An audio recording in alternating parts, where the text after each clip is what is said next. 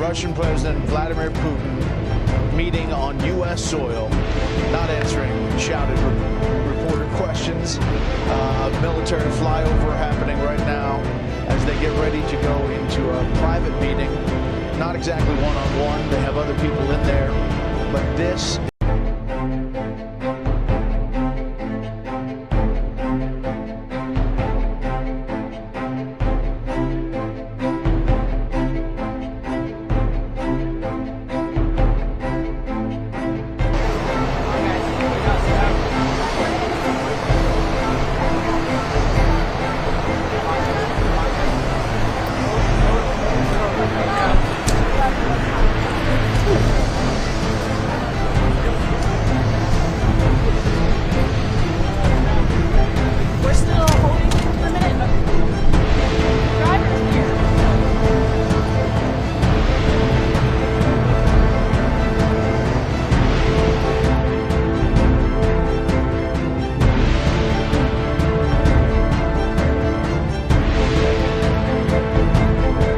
had a good conversation with Vladimir.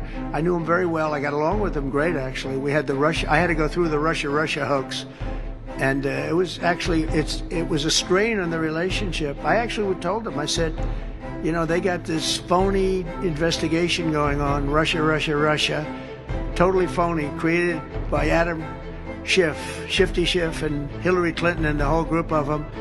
And it made it very dangerous for our country because I was unable to really deal with Russia the way we should have been. I'm looking at Pam because I hope something's going to be done about it. These people put our country at great danger.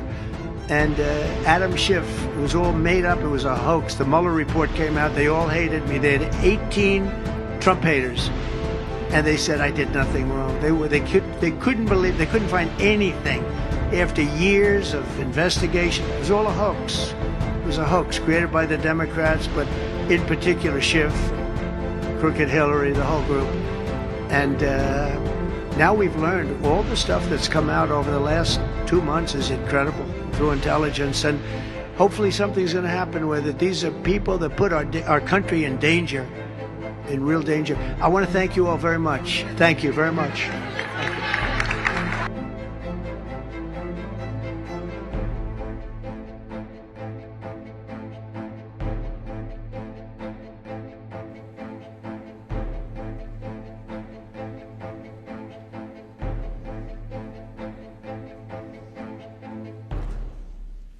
Mr. President, ladies and gentlemen, our negotiations have been held in a constructive atmosphere of mutual respect. We had very thorough negotiations. They were quite useful.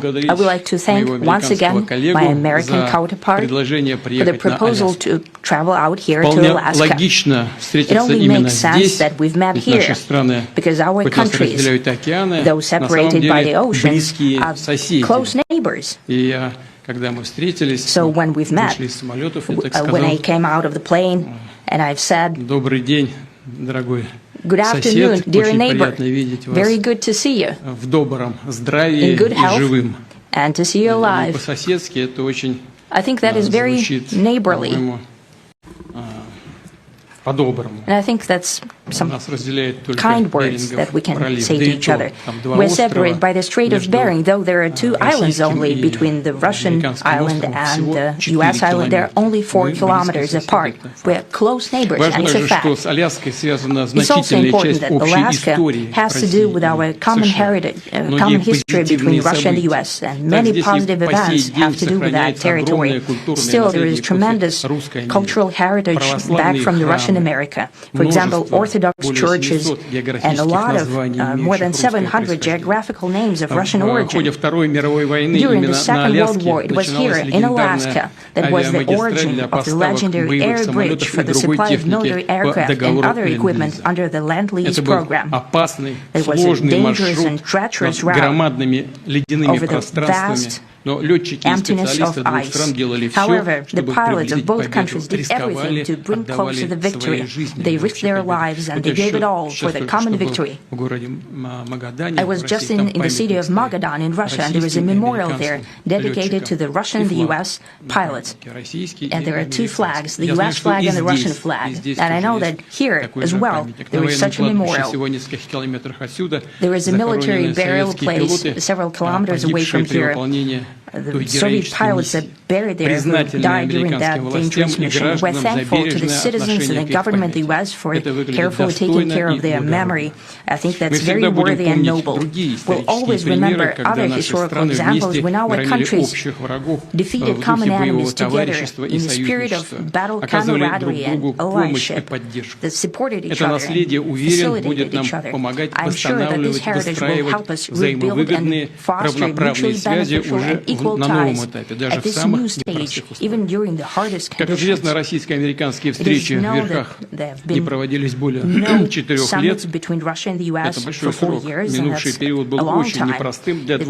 This time was very hard for bilateral relations, and let's be frank, they've fallen to the lowest point since the Cold War. I think that's not benefiting our countries and the world as a whole. It is apparent that sooner or later, we had to amend the situation to move on from the confrontation to dialogue. And in this case, a personal meeting between the heads of state has been long overdue. Naturally, under the condition of serious and painstaking work, and this work has been done in general.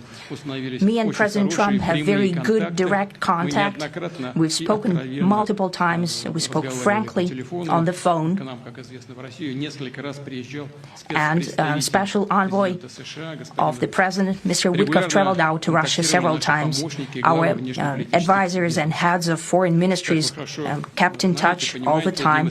And you know fully well that one of the central issues was the situation around Ukraine. We see the strive of the administration and President Trump personally to help facilitate the resolution of the Ukrainian conflict. And his strive to get to the crux of the matter, to understand this history, is precious.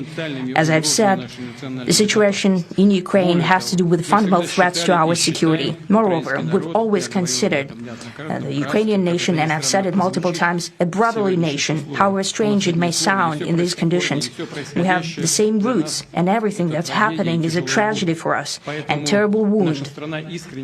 Therefore, the country is sincerely interested in putting an end to it. At the same time, we're convinced that in order to make the settlement lasting and long-term, we need to eliminate all the primary roots, the primary causes of that conflict. And we've said it multiple times, to consider all legitimate concerns of Russia and to reinstate a just balance of security in Europe and in the world on the whole. And I agree with President Trump, as he has said today, that naturally the security of Ukraine should be ensured as well.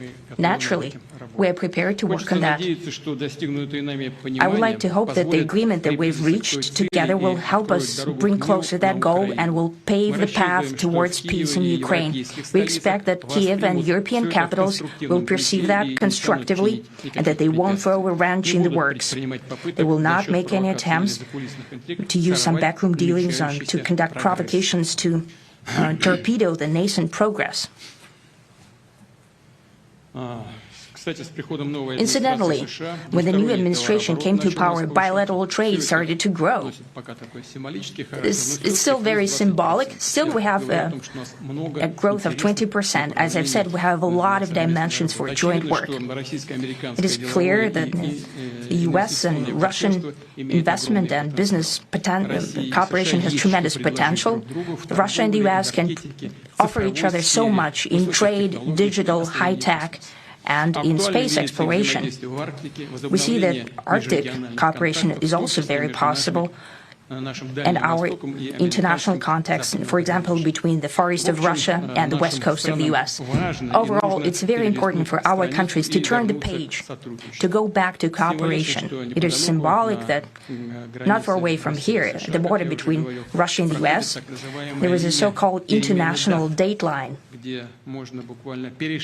I think you can step over, literally, from yesterday into tomorrow. And I hope that we'll succeed in that, in political sphere.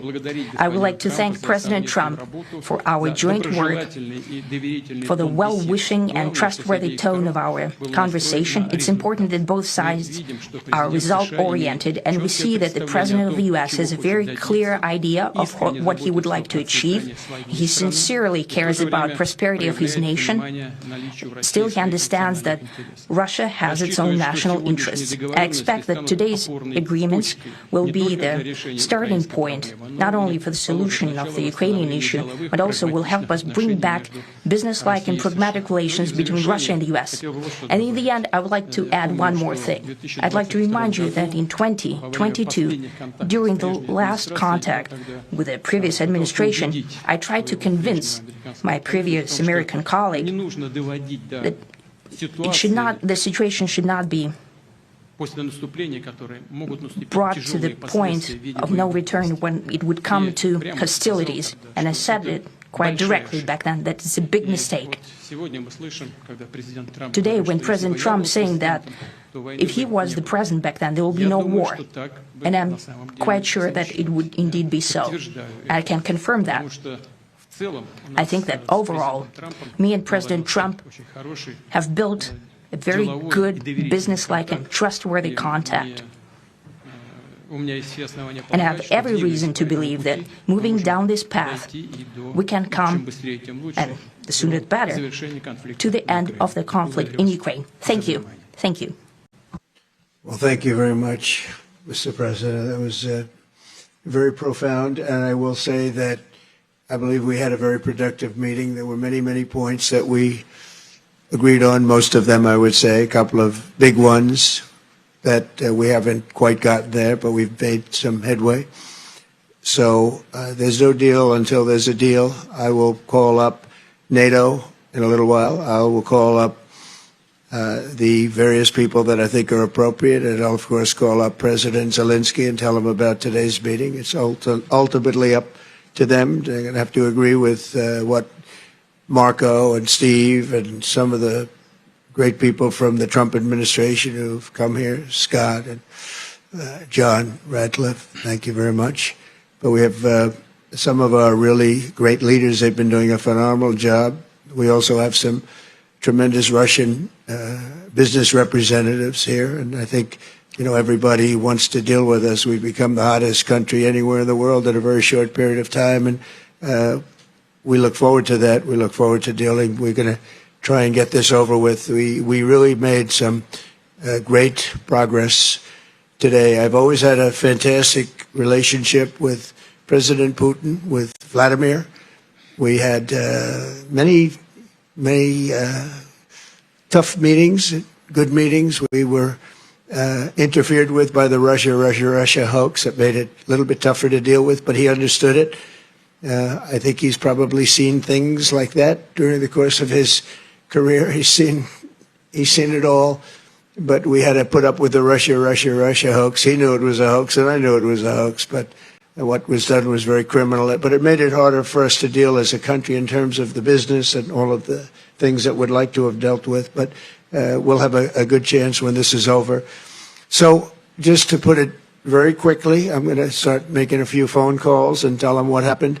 But we had an extremely productive meeting, and many points were agreed to. There are just a very few that are left. Some are not that significant. One is probably the most significant, but we have a very good chance of getting there. We didn't get there, but we have a very good chance of getting there. I would like to thank President Putin and his entire team, whose faces, who I know in many cases, other than that, whose faces I get to see all the time in the newspapers. You're almost as famous as the boss, but especially this one right over here. But we had some good meetings over the years, right? Good, productive meetings over the years, and we hope to have that in the future. But let's do the most productive one right now. We're going to stop really 5, 6, 7,000, thousands of people a week from being killed, and President Putin wants to see that as much as I do. So, again, Mr. President, I'd like to thank you very much, and we'll speak to you very soon and probably see you again very soon. Thank you very much, Vladimir. Next time in Moscow. Oh, that's an interesting one. I don't know. I'll get a little heat on that one, but I could see it possibly happening. Thank you very much, Vladimir. And thank you all. Thank you. Thank you. Thank you so much.